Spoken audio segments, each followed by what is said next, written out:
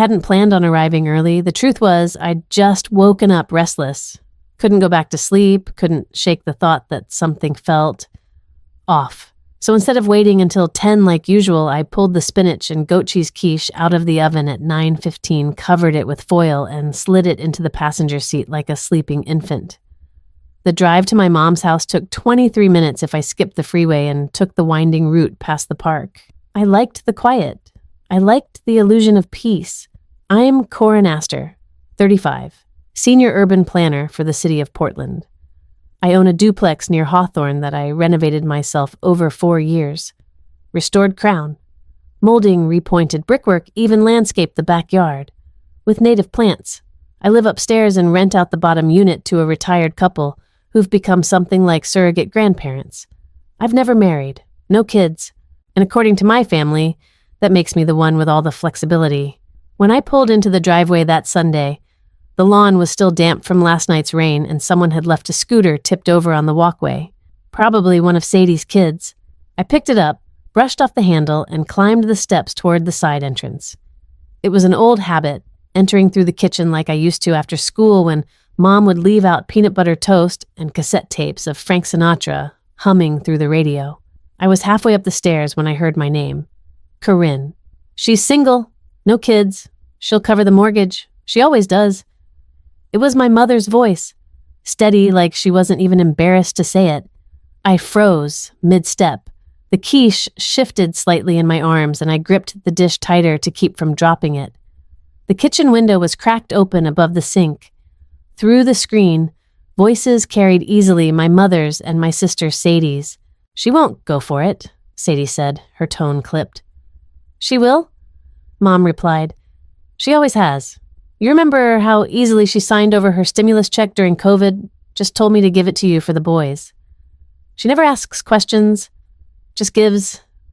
I stood there still as the stone frog in Mom's garden. The wind picked up brushing damp hair against my cheek. My fingers were starting to ache from the heat of the dish, but I didn't move. But what if the renters won't leave, Sadie asked. That lady downstairs has been there for 3 years? They'll go, Mom said flatly. We'll say the unit is being reclaimed for family use. Corinne can give them notice.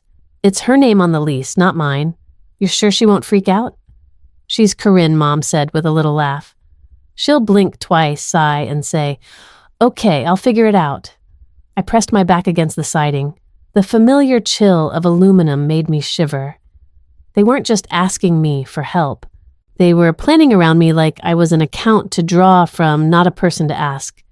And the worst part, they weren't wrong about the pattern. I had always said yes. Sadie, you and Nate need a fresh start. Mom continued. That unit is perfect. It's not like she's using it for anything important. She's getting a raise, right? Sadie added. You said something about her new city contract. Yep, and if she doesn't offer, we'll bring up the time she stayed rent-free in my basement after grad school. Call it even. Sadie snorted. Emotional blackmail, I like it.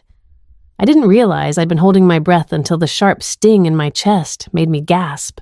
I stepped back slowly, the stair creaking just once, but no one inside seemed to notice. I adjusted my grip on the quiche, turned around, and walked down the steps like I hadn't just listened to the people who were supposed to love me the most, reduce my autonomy to a strategy. The old me might have stormed in, demanded answers, made a scene in the middle of the kitchen. But I've learned something about silence sometimes. It tells you more than confrontation ever could. I walked around to the front of the house and rang the doorbell like a guest. Corinne Mom beamed as she opened the door. Your early Sadie's just putting the coffee on. I smiled and held up the dish. Hope you're hungry. It's still hot. I walked into the kitchen and placed the quiche on the table like it was any other Sunday. Like I hadn't just heard them make plans to dismantle part of my life without so much as a conversation. Smells amazing, Sadie said, pulling mugs from the cabinet. She didn't meet my eyes. Thanks, I replied. I used extra time. Thought it might bring out the flavor, but what I thought really as I folded the foil back and watched the steam rise was something else entirely. You think I'll stay quiet. You think I'll just give. You don't know me at all. I didn't stay long after brunch. Made some excuse about needing to prep for Monday's zoning meeting. Mom barely blinked, just asked me to take some extra pastries. home day-olds from Sadie's friend's bakery. I wrapped them up in wax paper and thanked her, smiled, nodded, hugged, waved. The whole routine. On the drive back, I kept one hand on the wheel and the other resting on the warm paper bag like it might anchor me in something real. The city blurred past in soft tones of gray and green. I didn't turn on the radio. Silence felt sharper now. At home, I dropped the bag on the kitchen counter and walked straight to my desk. I opened my laptop and pulled up the tenant lease agreement first. I had written it myself, clearly worded, legally binding with a no-fault termination clause that required 60 days' notice. Mrs. Lockwood and her husband had signed it last year when they renewed. They were quiet, paid on time, and once brought me homemade peanut brittle for Christmas. They'd lived downstairs for 3 years and treated the place like it was their own. There was no way I'd just evict them because my sister needed a crash pad. The lease was solid. That gave me a flicker of relief until it wasn't. I logged into my mortgage account next. I wasn't even sure why, just an itch. Something unspoken had started to curl in my stomach during brunch like a thread pulled too tight. The login screen popped up. Username, password, security code from my phone. I typed it, all in fingers moving automatically as if they knew what I didn't want to admit. And then I saw it, under recent activity. There had been 3 failed login attempts in the past week, all from an IP address based in Oregon, but not one of mine. One was at 1:42 a.m. 2 nights ago. The others clustered around midday. I stared at the screen. My mouth had gone dry without me noticing.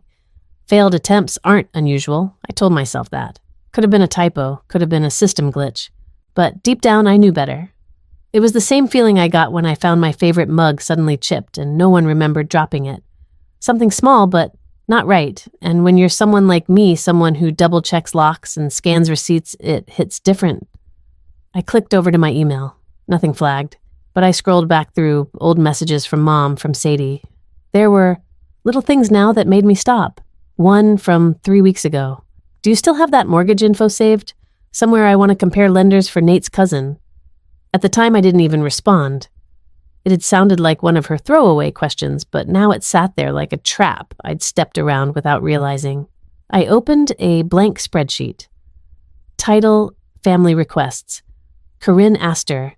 The first line I entered was, then, by the time I got through just the most recent few years, I was already above $1,700, not counting the thousands I'd gifted back when Sadie got married, when Nate's business launched and failed, when Mom had her dental implant surgery and didn't want to tap into retirement. I sat back in the chair. The spreadsheet glowed on the screen cells, neatly lined like tombstones. For years I'd called it help, support, the good daughter doing what she could. But today it looked different. It looked like compliance. Like I'd been conditioned to give to hand over without question, to treat family like an open tab with no credit limit. I clicked back to the mortgage account, set 2-step authentication, changed the password, then I called the bank and flagged the activity. They logged it, asked if I wanted to freeze external access. I said yes. My voice was calm, colder than I expected. After that, I printed a fresh copy of the lease agreement and filed it in a new folder marked Asset Protection, 2024. I slid it into the lockbox with my birth certificate, passport, and the deed to the house. I was still scared. That hadn't changed. But something else was beginning to form beneath it. Not quite anger, not yet, just a strange, solid quiet. The kind that comes right before the ground shifts. The kind that doesn't need anyone else's permission to move. By the time the sun started to set, the pastries on the counter had gone stale, untouched. I opened the fridge, stared blankly for a while, then closed it again. I wasn't hungry. I wasn't sure what I was exactly, but I knew what I wasn't going to be anymore. A target, a backup plan, the one who always says yes.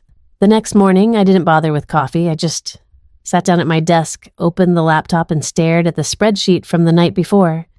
The cells blinked at me in soft blue and white, neatly lined, like confessionals waiting to be filled. Outside the window, the world was going about its business, school buses, groaning, joggers passing in fleece layers, the neighbor's dog barking at nothing in particular. But inside my apartment, everything felt razor sharp. I clicked into the spreadsheet and created a new tab. Title, Untracked Family Support. I didn't need to pull receipts. These numbers weren't hidden in my bank account. They were burned into memory. They weren't expenses. They were stories, each one wrapped in guilt and wrapped again in the illusion of generosity. I typed. Each entry came with a memory, a scene, a manipulation dressed up as a moment of family unity. Every one of them built on this unspoken rule that I wouldn't say no, that I had more, so I should give more. That being single meant I didn't need to worry about saving for anyone but myself. I kept typing. By the time I stopped, the total was over $38,000. And that wasn't including the random Amazon packages Sadie had shipped to my house because I have Prime, or the time I paid the electric bill for both units when Mom insisted she'd forgotten it was her turn. None of it was documented. None of it was officially a loan, but that didn't matter now. What mattered was pattern, and patterns tell a story even when people lie.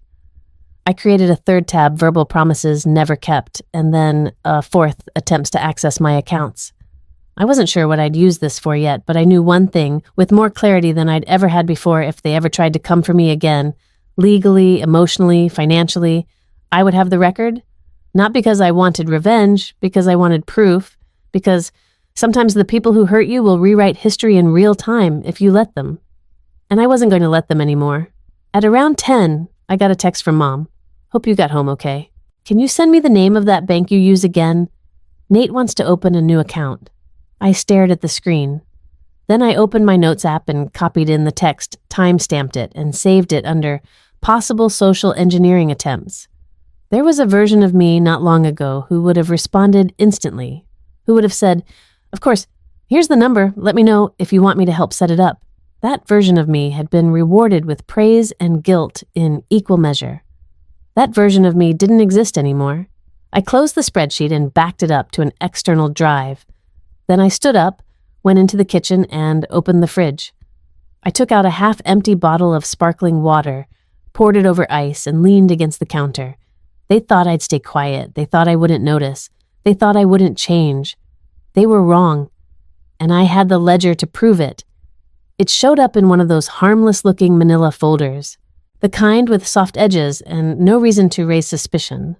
Mom handed it to me on Wednesday afternoon right after I pulled into her driveway with a replacement curtain rod she'd asked me to grab from the hardware store. "Oh, and while you're here," she said casually, "can you look over this? Just some insurance stuff. Standard boilerplate. I thought we could get a head start on it in case anything happens with the house." She didn't look at me when she said it, just fussed with the hem of the kitchen towel she'd been twisting between her hands. That was always her tell. Something about the way she smoothed things down when she was about to stir things up. I took the folder without opening it. "Sure, I'll take a look at it tonight." She nodded quickly. "No rush. Just, it's good to have everything aligned. If something were to happen, stroke, accident, memory loss, we'd want the right people in place." I didn't say anything. Just smiled the way you do when someone is offering you poison in a teacup. At home, I placed the folder on the kitchen counter next to the unopened mail and let it sit there while I made dinner. But I didn't eat. I picked at roasted carrots, barely touched my wine. The folder stayed closed until nearly 10 when I finally sat down at the table, turned on the overhead light, and flipped it open. The first few pages looked innocent enough copies of the home insurance policy, the contact info for her old broker, even a sheet with bullet points titled "Helpful Tips If Something Happens to Me." I scanned it slowly, waiting for the moment my stomach would drop. It came on page 6. The document wasn't labeled clearly. No bold heading. No signature line yet. But I'd worked in city planning long enough to recognize a power of attorney form when I saw one, especially one buried between pages meant to lull someone into passive agreement. This one was pre-filled with my name, listing me as the primary agent in case of medical emergency or property-related decisions. There was a clause that allowed for direct action in financial matters related to real estate holdings and mortgage negotiation. In short, if I signed it, she'd have backdoor access to everything tied to my home. She could refinance, redirect payments, maybe even initiate tenant notices under the guise of protecting her interests. It was expertly disguised, but not expert enough. I closed the folder carefully as if it might explode. Then I placed it under the toaster, somewhere visible but not worthy of panic, and then I opened my laptop. The lawyer I contacted wasn't someone I'd ever met in person, but I'd heard her name enough around City Hall to trust the referrals. Her name was Sharon Liu, early 40s, sharp eyes, the kind of voice that didn't rise or fall for anyone else's comfort. Her email reply came that same night, quick and concise. I have availability tomorrow after 3. Bring everything. By the next afternoon, I was sitting across from her in a corner office filled with framed maps and legal awards. She took one look at the paperwork and snorted. "Well, this is sneaky," she said, flipping the pages with a manicured thumb. "But legally meaningless unless you sign. It's a glorified suggestion sheet right now. But I'd bet good money this was handed to you with a smile and zero context." I nodded. "And let me guess you own your home outright. Mortgage almost paid. Title's clean." It was part of a transfer from my godmother. I did a full title search when I inherited it. She leaned back, tapping her pen against the folder. "Then you're fine. No one else has any legal access to your property, your tenants, your accounts, nothing. But I'd lock this all down now, Corinne. If they're trying to sneak in with documents like this, it means they've already decided you're an obstacle to be managed." I swallowed the lump that had been sitting in my throat since the night I heard my name spoken like an ATM code. "What do I need to do?" She smiled just a little. "You already started. You didn't sign. That's step 1. Step 2, revoke any shared authorizations you might have granted over the years. Power bill access, tax logins, co-signing arrangements. Lock your credit reports, set fraud alerts, and if you want to be proactive," she handed me a small stack of templates, "you can file a notice of interest at the county clerk's office. It's not standard for homeowners, but it puts a public marker that you're monitoring your title actively. It sends a message. A message. That's what this was about now. Not just protection, not just reaction. Message." That night, I drove home with the folder beside me on the passenger seat. The same seat where lasagnas used to sit, still warm, covered in foil bound for people who saw my love as leverage. I didn't destroy the folder. I didn't even hide it. I left it in plain view on my kitchen counter, exactly where my mother had placed it in my life, with quiet hands and ulterior motives. This time, though, the story would end differently. I wasn't going to be managed. I wasn't going to be used. And I sure as hell wasn't going to sign. I waited until Monday to make the call. Not because I wasn't ready, I'd been ready for days, but because I wanted to make sure I wasn't doing it out of spite. The folder was still sitting on the counter, exactly where I'd left it after my meeting with Sharon Liu. I'd considered moving it, tossing it into a drawer, hiding it beneath tax files, but somehow it felt right for it to sit there in the open. A quiet monument to everything they thought they could slide past me. The realtor's name was Avery Claiborne. He wasn't flashy. No gold-lettered website or slogan about turning dreams into addresses. Just clean-cut competence and a quiet reputation in city planning circles for being discreet. We'd crossed paths on a few zoning board meetings he always wore.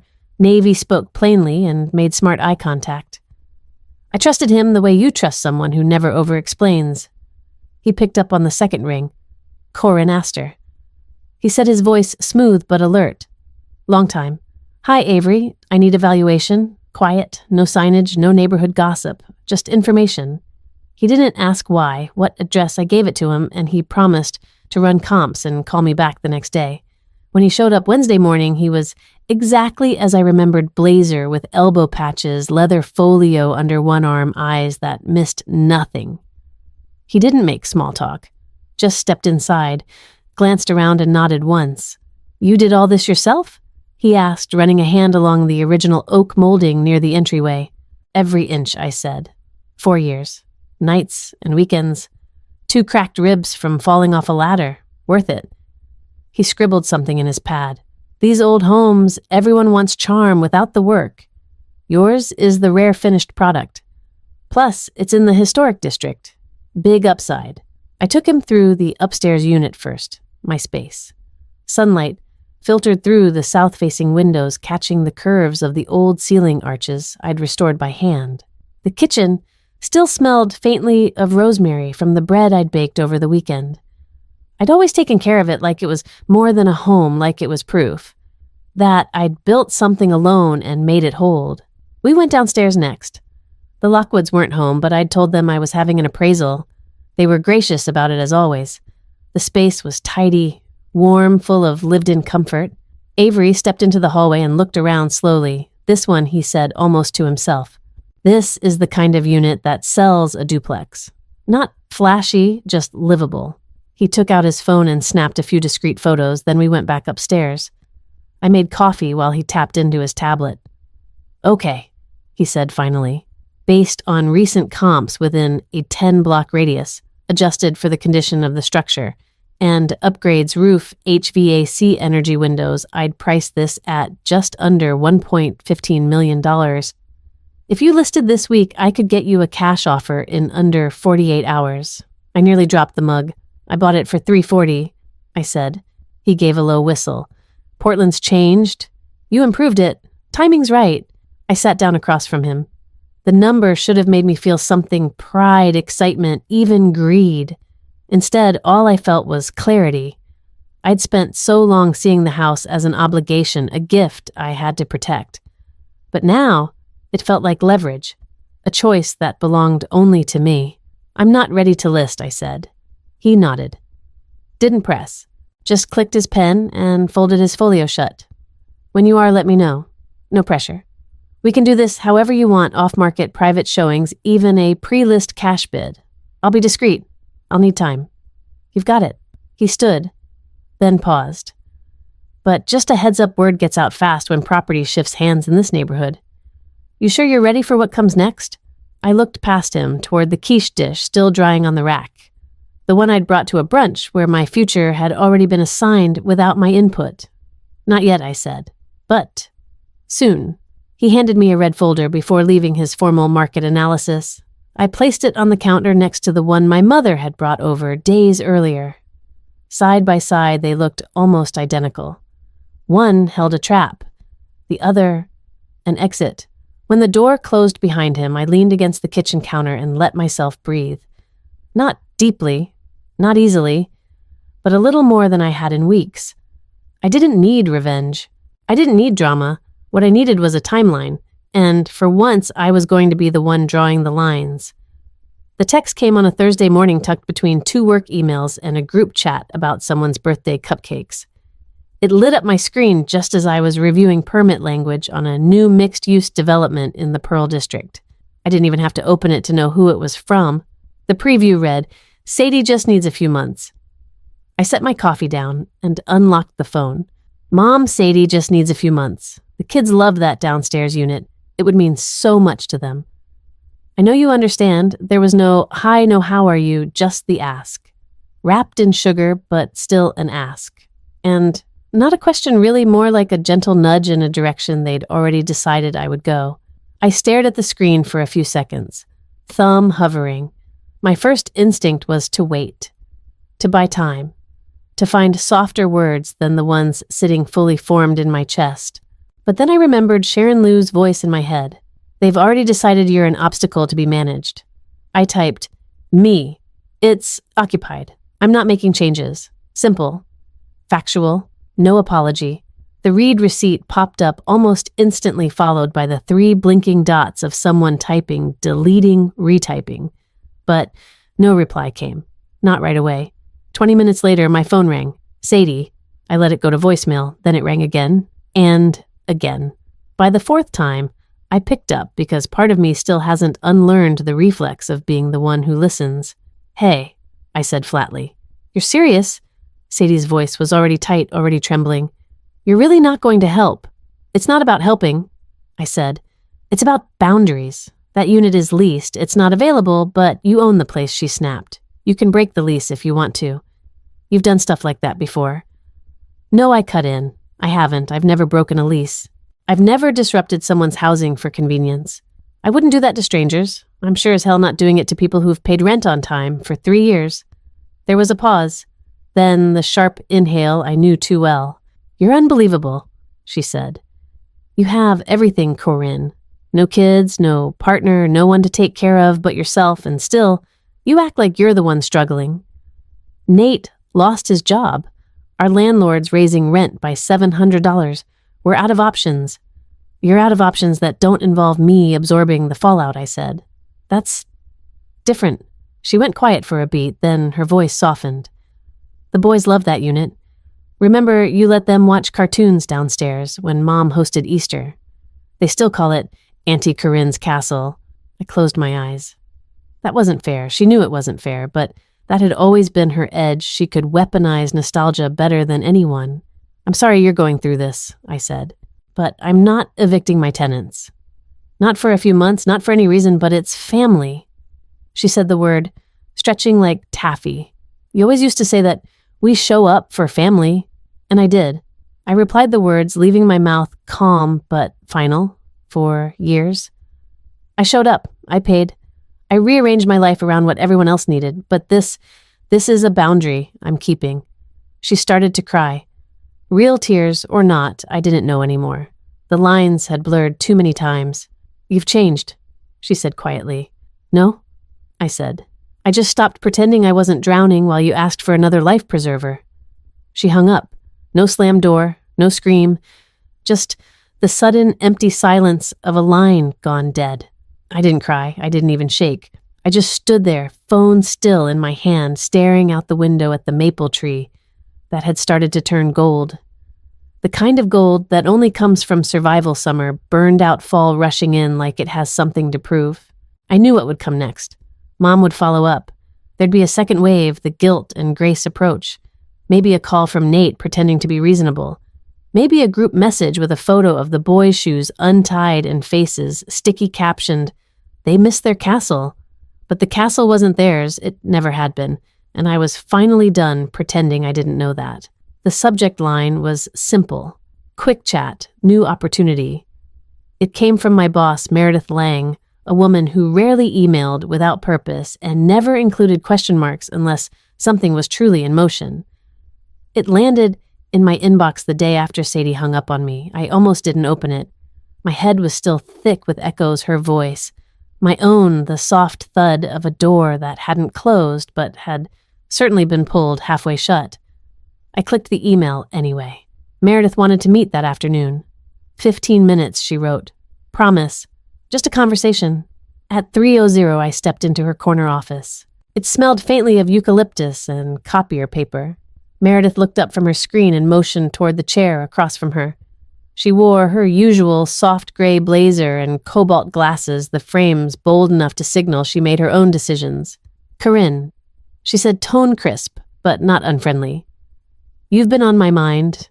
Not in a bad way. Don't panic. I'm not panicking. She smiled. You've done good work this year. Solid, clean, politically smart, and you've stuck out in all the right ways. Okay. I said, still not sure where this was going. There's a position opening in Amsterdam. It's part of the EU Collaborative on Sustainable City Planning. 2-year assignment liaison role. Same title, better salary. Housing stipend. We'd sponsor everything. I blinked. Amsterdam. She nodded. You'd be representing Portland as part of the International Design Exchange. It's a big deal, Corinne. Your name came up fast. The words settled in the air between us like snow that hadn't landed yet. Amsterdam. A city I'd visited once in college for 3 days, where I'd walked canal bridges at dawn and watched light flicker off water like it had secrets.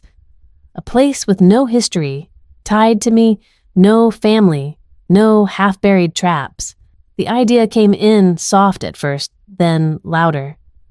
What would it feel like? I asked aloud, to be far enough away they can't knock. Meredith raised an eyebrow, not as a challenge, but as a quiet show of understanding. Do you want time to think about it? Yes, I said. Then 3 weeks. She nodded once. We'll hold it, but after that we move to the next candidate. You don't have to say yes, Corinne, just don't say no out of habit. I left her office with a new kind of silence trailing behind me, not dread, not fear. Just space. A clean stretch of possibility I hadn't considered in years. That night, I walked home the long way, past the hardware store where I'd picked out tiles for the bathroom, past the community garden with the sagging gate I'd helped fund 2 summers ago, past my favorite cafe with the wobbly tables and chalkboard menu. All these places I loved, all threaded through with small, invisible wires that pulled me back toward the version of myself that always stayed. always showed up, always covered. But what if staying wasn't strength? What if leaving wasn't failure? When I got home, I stood in the doorway for a long minute. The house smelled faintly of basil and dry plaster home. But also, not in the way it used to. I opened the red folder Avery had left on the counter and reread the market report. $1.15 million, 3 solid offers waiting in the wings if I ever decided to pull the trigger. And beside it, still untouched, was the other folder, Mom's. Power of attorney, hidden beneath insurance forms and soft-voiced guilt. I poured myself a glass of water, sat at the kitchen table, and opened a fresh document on my laptop. Title, If I Leave. I started typing, not a plan, exactly just thoughts, bullet points, names of moving companies, timelines, termination clauses in my own lease. I typed without editing, without apology. Later that night, as I brushed my teeth, my phone buzzed on the counter. A text from Sadie. Sadie, Mom said you're mad. She's worried. Can we talk? I stared at it. Toothbrush still in hand, mint foam on my tongue. There it was again. The loop. The hand reaching back, not because it understood, but because it noticed you'd finally stepped away. I didn't answer. Not that night. Instead, I turned off the bathroom. Light climbed into bed and lay there in the dark, thinking not about what I might be leaving, but what had already been lost without my permission. 3 weeks. That's what I told Meredith. 3 weeks to burn the map. 3 weeks to decide what freedom looked like. Sunday came with the usual rituals, bread in the oven, earrings, and keys by the door, but none of it felt familiar anymore. My body moved through the motions like muscle memory, but my mind stayed somewhere else, somewhere further away. Amsterdam had begun to live in the corners of my thoughts like a faint echo. I could already see it, my name on the new office door, my feet on cobbled streets no one had cried on. No one had weaponized against me. I arrived at Mom's house 15 minutes early, just like always. The driveway was already full. Nate's rust-spotted SUV took up half the curb, and Sadie's minivan sat tilted where the front tire hugged the curb too tight. As I approached the porch, I could hear music Darla had returned to her Sinatra playlist. Something about old voices crooning over tangled family expectation felt entirely too on the nose. Inside, the air smelled like roast chicken and lemon bars. Sadie called out, "Hey, you brought salad?" Right without even looking up from where she was arranging spoons in a diagonal line next to the placemats. Sure did, I said, setting the bowl on the table and slipping off my coat. Kale, citrus, goat cheese, the usual. Mom emerged from the kitchen, her expression clipped with a practiced brightness. "You look nice," she said before reaching to adjust the collar of my blouse. "A little tired, though. I've had a long week." "Well," she said, her hand patting my shoulder once before slipping away. "It's nice you could make it. I know how busy things must be." Busy, not a question, not curiosity, just a reminder that I was expected to be present regardless of what else was unraveling. Dinner passed like clockwork.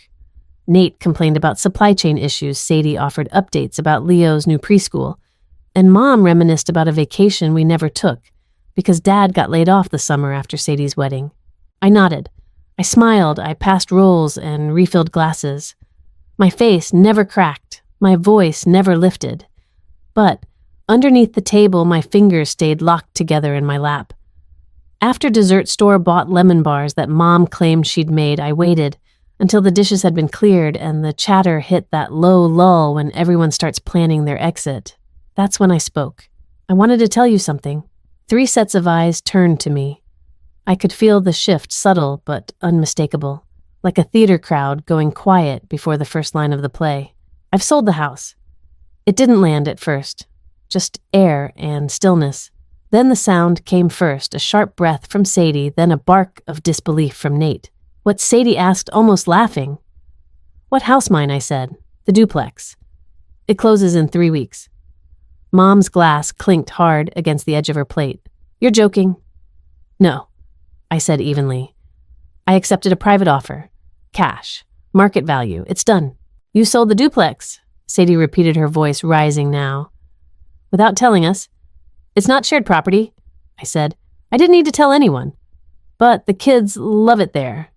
Leo still calls it his castle. You said we could talk about it. No, I said, calmly. You talked. I listened. That's not the same. Mom's hands were clenched, now tight over the table runner.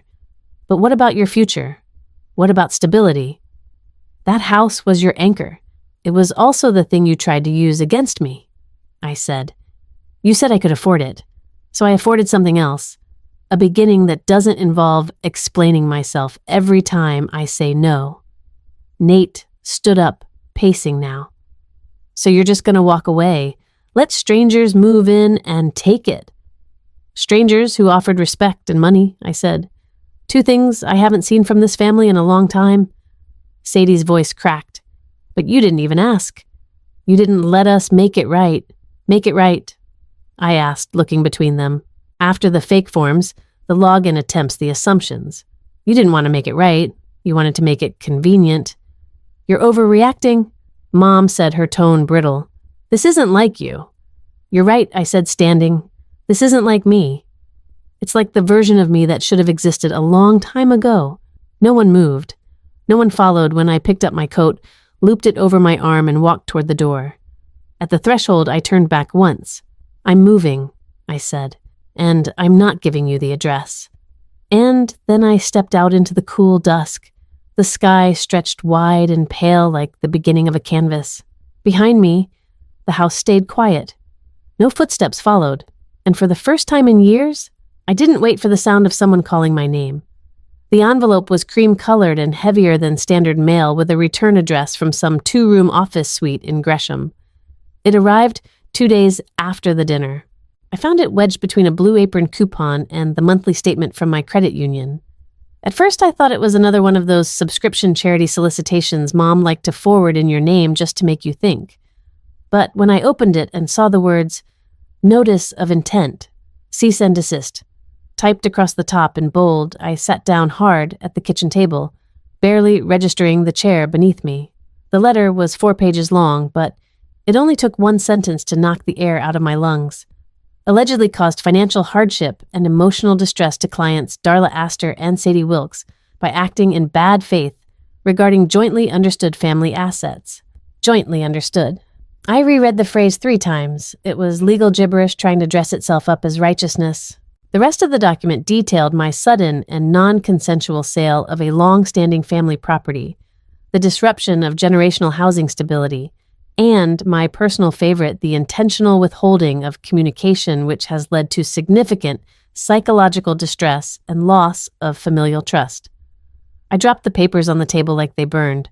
They were suing me. Well, not exactly suing, not yet, but they were bluffing, hoping I'd blink. I scanned the bottom of the letter and recognized the name Ralph M. Dunning-esque, a guy I vaguely remembered from a city council ethics hearing a year ago. He'd been the kind of lawyer who wore shirts too bright for courtrooms and took pride in speaking a little too loudly in hallways. I called Sharon Liu. She picked up on the second ring. Corinne. I got something, I said. I think you should see it. She told me to email a scan. 5 minutes later, she called back. I didn't even finish saying hello before she started laughing. Oh, honey, she said. This is legally meaningless. Are you sure they're trying to scare you? There's no contract, no co-ownership, no fiduciary responsibility. They're throwing spaghetti at the wall and hoping it sticks. But emotional distress, I asked, hearing my own voice shake slightly. That's not how any of this works. You didn't publish a hit piece. You sold a house you legally own. They'd have to prove intent to harm, and even then, they can't prove something that isn't there. I finished. Exactly. It's theater. And bad theater at that. I should have laughed with her, but I didn't. I sat quietly for a few seconds, watching sunlight filter through the window and catch the edge of the red folder still sitting on the counter. The numbers inside it hadn't changed. Neither had the decision, but something inside me had a bruise maybe forming under the skin where the blade hadn't quite broken through. It still hurts, I said finally. I know, Sharon said, her voice softening, and that's not because it's valid. It's because it came from them. I nodded, even though she couldn't see it. Do you want me to respond formally? She asked. No, I said. Let them sit in the silence they created. We hung up, and I sat there a while longer. I read the letter again, slower this time, paying attention to every clumsy phrasing. I could almost hear my mother dictating the tone measured outrage, bruised disappointment. Sadie would have added the emotional angle she always knew how to turn a rejection into martyrdom. The part that stayed with me, though, was this long-standing family property, as if I hadn't bought it with my own money. As if I hadn't spent weekends scrubbing grout with my bare hands, eating microwaved soup off a folding table because I hadn't furnished it yet. As if they hadn't tried to trick me into signing over control. As if they had earned any part of it. That night, I burned the letter in the sink. Not out of rage, not out of drama, just ritual. I lit the corner with a match, watched the edges curl and blacken, and turned on the faucet. Once it was nothing but ash and wet paper pulp. Then I poured a glass of wine, opened my laptop, and pulled up the Amsterdam relocation folder. I renamed it Departure. Confirmed. Let them send whatever letters they want. Let them draft fake grievances in cheap legalese. I was no longer in negotiation with people who saw my love as currency and my home as theirs by default. They could keep their bruised pride. I was keeping everything else. It had been years since I last thought about Greg, not since the Thanksgiving he didn't show up and Mom clucked her tongue about it like he'd personally insulted the turkey. He's always been difficult, she said, carving a little too aggressively, too sensitive for his own good. Dad had just grunted and passed the gravy. No one else asked about him, and I didn't either. I'd believed the version of the story I'd been handed. Greg refused to co-sign a loan for his sister's restaurant and then cut ties with everyone when the family expressed disappointment. I'd thought he was being dramatic, petty, maybe even selfish. Now I understood. Now I wondered if he'd stood exactly where I was, paper in one hand, betrayal in the other, and a house that suddenly felt less like home and more like a shield you had to hold up against your own people. I pulled out my old photo box that night, the one with mismatched snapshots from birthdays and holidays. There he was in the background of a 4th of July barbecue, holding a plate and laughing with my dad about something none of us remembered. There was a time he'd come to every family event. Quiet, a little aloof, but always there. Then gone. I remembered how the story shifted over time. At first, it was Greg's taking some space, then Greg's acting like he's better than us. Eventually, it just became, don't bring up Greg. They had erased him so cleanly, I hadn't noticed the empty chair. That was the pattern, wasn't it? When you were useful, you were golden. When you stopped giving, you disappeared. I heard Sharon's voice in my head again. It's not that they love you less. It's that they loved what you provided. They just never made the distinction. I closed the photo box and set it aside. Then I sat at my desk, pulled out a pen, and began to write. Mom, I've thought a lot about how to say this in a way that doesn't feel cruel. But the truth is, kindness without honesty is just another form of pretending, and I'm done pretending. I'm leaving. I know you'll say I've been distant lately, that I'm cold, maybe even ungrateful. But what I am is awake.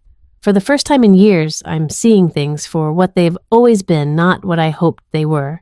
You told me I could afford things. So I did. I afforded peace. I afforded space. I afforded a decision you didn't get to make for me. You used to say family shows up. I did. I showed up when no one else did. With money, with time, with silence. I showed up with lasagna birthday cards, bailouts, and blank checks. I showed up when it hurt. I showed up when no one said thank you. And I kept showing up because I thought love meant carrying things without setting them down. But I've learned that people who truly love you don't hand you their weight and call it loyalty. They walk beside you. They ask. They thank.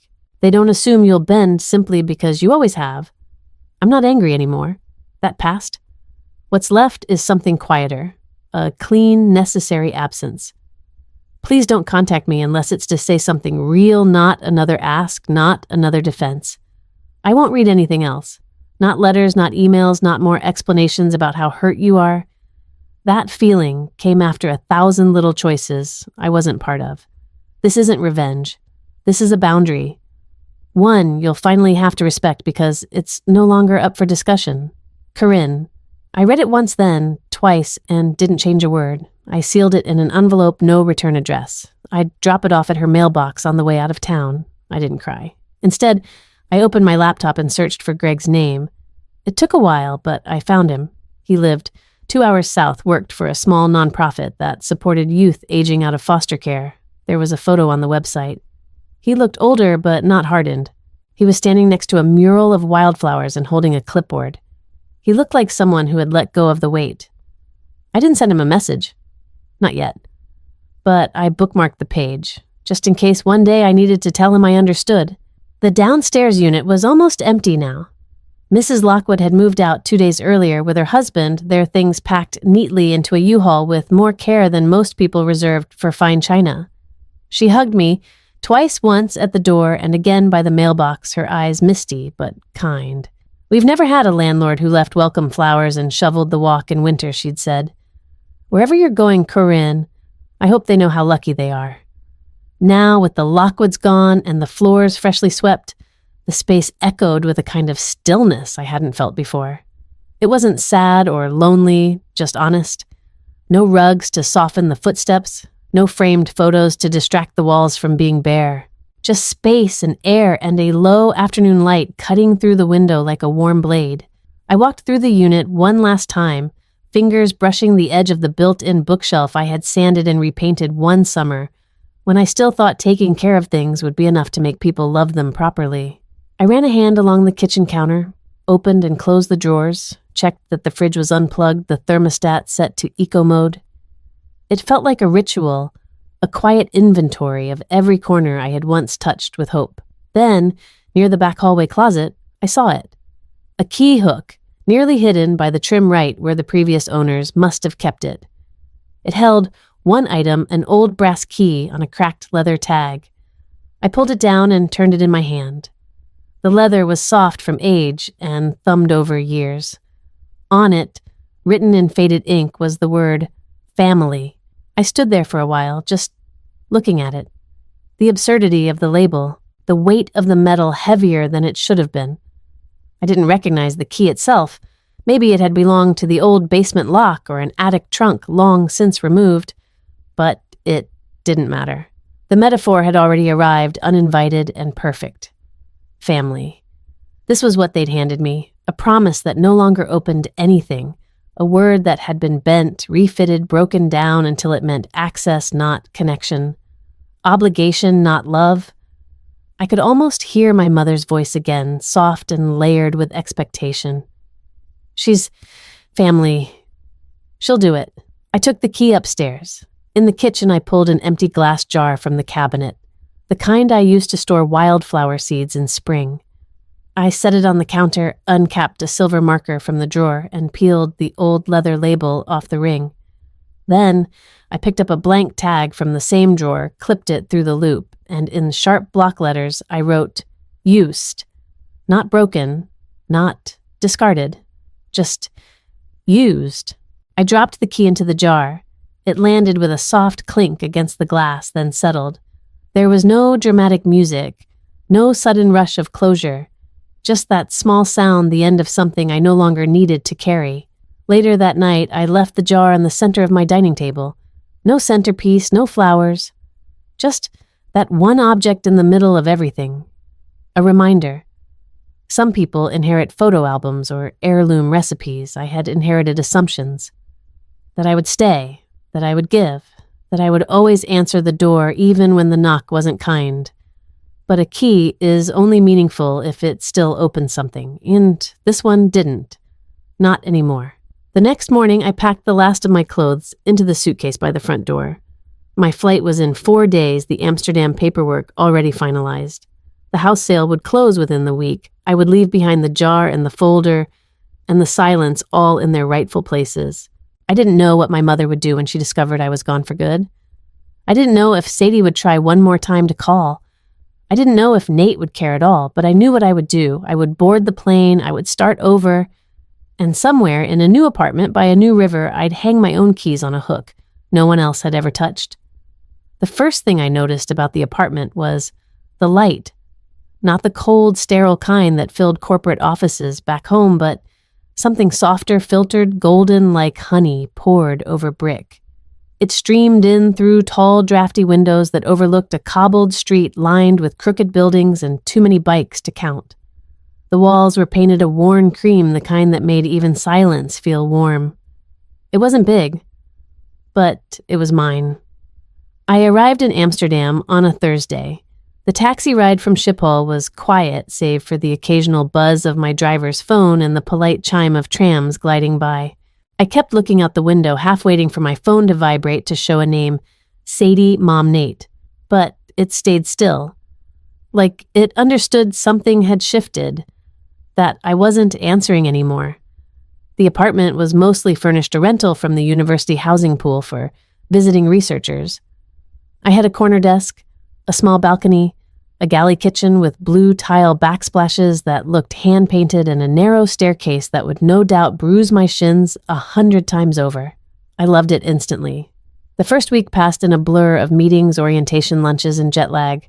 I learned to say pin de cas at the grocery store and marveled at how no one batted an eye when I dined alone. I got a bike crashed at once, then decided I preferred walking. I found a secondhand bookstore with a hidden garden and a cafe that served the best poached eggs I'd ever tasted. The city, with all its tilted facades and quiet canals, felt like a place built for reinvention. I hadn't told anyone the exact address, not even Sharon. My work team knew how to reach me through official channels, and that was enough. There was something freeing about that, not disappearing exactly, but choosing to live without return labels. No more mail forwarding. No more emergency contacts that never showed up when it counted. Sunday came. For the first time in years, it meant nothing. No prep lists, no texts from Mom asking if I was still bringing the lasagna, but not too garlicky this time. No 5-minute detours to pick up napkins someone forgot. Just stillness. I spent that first Sunday morning walking to the flower market. I bought tulips, even though they were overpriced, and a small pot of rosemary for the windowsill. On the way back, I stopped at a bakery and chose a tart I couldn't pronounce. I ate it on the balcony, watching the city move without needing anything from me. Later that afternoon, I unpacked the last of the boxes I'd shipped ahead, mostly books and clothes, a photo frame I hadn't filled, a candle I'd meant to use back home but never lit. Near the bottom of the final box was something wrapped in crumpled brown paper. I recognized it immediately by the weight, the lasagna dish. White ceramic slightly chipped at the handles, the inside browned at the corners from too many family dinners. The one I had baked in nearly every week for over a decade. At first because it was easy, then because it was expected. Eventually because it was the only contribution I could make that didn't come with a price tag or a guilt trip. I held it for a moment, unsure what to feel. It wasn't that I missed the dinners, not really. I missed the person I used to be at those dinners, the woman who still believed that if she showed up enough, gave enough, stayed long enough, it would matter. I set the dish on the top shelf of the kitchen cabinet, dead center. Then I paused, pulled it back down, and placed it in the middle of the open shelf, above the counter. Exposed. Not for use. I left it empty on purpose. Not because I had nothing to offer, but because not every dish needs filling. Not every gesture needs to be repeated just because it once felt like love. That evening, I curled up with a book and a blanket that smelled faintly of lavender. My phone remained silent. I didn't check it. Instead, I made a new calendar event on my laptop Sunday. Whatever you want. I named the alert, Not Obligated, just alive. And for the first time in years, I believed it. The email came on a rainy Thursday. The kind of soft gray drizzle that painted the windows and made the canal below blur into itself. I'd just made tea chamomile a habit I'd picked up since moving, and was watching steam rise from the mug when the subject line flashed across my screen. Just, please read. It was from Sadie.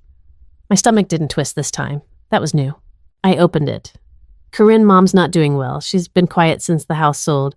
Nate left her place last week. He said she made things unlivable. I think she's drinking again. I know we haven't spoken. Not really, but I wanted to reach out. I know I hurt you. Maybe we all did. Maybe I didn't even see it until now. Can we talk? Sadie. There was no attachment. No ask for money. No manipulation wrapped in a bow. It was raw, messy, maybe even honest. I stared at the blinking cursor for 20 minutes, typed a dozen replies, and deleted each one. The first one said, "You had your chance." The second, "You only reach out when things fall apart." The third was one long sentence of every memory I could summon: the maternity check I covered when her husband lost hours, the time she borrowed my car and returned it with a cracked taillight and no apology, the way she once whispered, "God, Corinne's so uptight," to a friend she didn't know I overheard. Then I wrote one that simply said, "I'm in Amsterdam now. It's quiet here," but that wasn't the one I sent. I sipped my tea, let the words come slowly like breath after a deep swim. When I finally typed the message, it was only 3 lines. "Sadie, I truly hope you find peace, but I've found mine elsewhere. Corinne." I read it once, didn't edit, didn't reread, just clicked send. Afterward, I opened my contacts, scrolled to her name, and hit delete. There was no fury, no final burst of tears, just space. I had thought for years that forgiveness was the final chapter, that if I couldn't forgive them, I was unfinished somehow. That letting go had to mean welcoming someone back in, but I'd learned something here in the quiet of a foreign city, and the clean lines of a new life. Forgiveness isn't owed. Not when the hurt goes unacknowledged for too long. Not when the apology arrives only after the roof caves in. Sometimes healing looks like closure. Other times it looks like distance.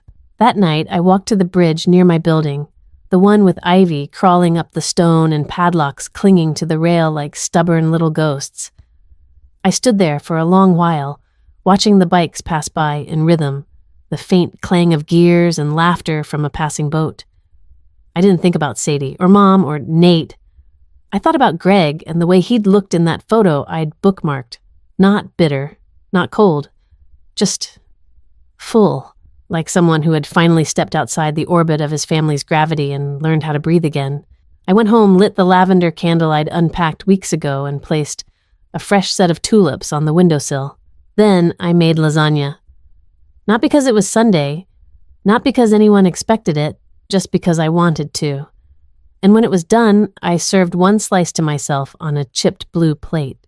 The rest I placed in containers, walked down to the entryway of my building, and left them with a note: free. Homemade. Be kind to yourself today. I didn't sign it. No return address. Just warmth. Given freely.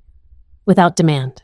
The morning light came early in Amsterdam. It wasn't loud or boastful. It didn't blaze in the way sunrises did back home in Georgia. It just arrived. Soft, golden, steady, like a promise that didn't need to prove anything. I sat by the window wrapped in a shawl I'd picked up at a street market the week before. Outside, the street was already awake. A mother in a wool coat cycled past with a toddler in a rear seat, his hands outstretched like wings. An older couple walked hand in hand, matching scarves fluttering in the breeze. A tram clanged gently down the track like it had nowhere to be but exactly where it was. My tea steamed quietly beside me. I hadn't checked my phone in 2 days. I didn't need to. In the old life, I would have been up before sunrise on Sundays. Cooking, prepping, answering questions no one else bothered to ask. I would have been wearing something casual but nice, balancing a hot dish on my lap in traffic, hoping the greeting at the door didn't come laced with backhanded commentary. I would have smiled through it all and called that love. Now, I just sat. There was no noise in my chest. No simmering hope that maybe this Sunday would feel different. I took a breath. Not of victory, not of triumph. Just peace. Real peace wasn't loud. It didn't come with a final confrontation or a standing ovation or a sudden burst of clarity. It came with quiet decisions, small, consistent ones. A form signed, a key relabeled, a boundary drawn so firmly even your past couldn't cross it. People always said I was the reliable one, the peacemaker, the strong daughter, the single sister who had the freedom, the flexibility, the extra room to give. What they meant but never said was, "You're the one we expect not to break." But I had broken, quietly, over time. Each time I wrote a check that drained my savings. Each time I nodded instead of speaking. Each time I swallowed my own need just to keep someone else's house of cards from falling. No one taught me that showing up for yourself is also a kind of love. Maybe the deepest kind. There was a small photo taped to my fridge now. One I'd printed on a whim, a picture of me hair windblown, laughing with a coworker in front of the Rijksmuseum. I didn't look impressive or polished or even particularly put together. I looked free, and I had become something my family never expected. Not just unavailable, unreachable. Not in bitterness, but by choice. Somewhere miles and miles away, the house that used to hold our Sunday meals now belonged to a couple with a newborn and 2 rescue dogs. I'd left a letter in the drawer beneath the sink. This home taught me to leave. I hope it teaches you how to stay. I imagined Mom would still be spinning her version of things. I imagined Sadie might still be waiting for a reply I'd never send. Maybe they'd say I changed. Maybe they'd say I abandoned them. But the truth was simpler than all of that. I finally learned how to come home to myself. A soft breeze stirred the edge of the curtain beside me. I closed my eyes, let it pass through, gentle and whole. And in that moment, no guilt, no weight, no phone ringing off the hook, just the hum of a waking city and the warmth of my own breath. I realized something they raised me to serve, but I raised myself to stay. And that was enough.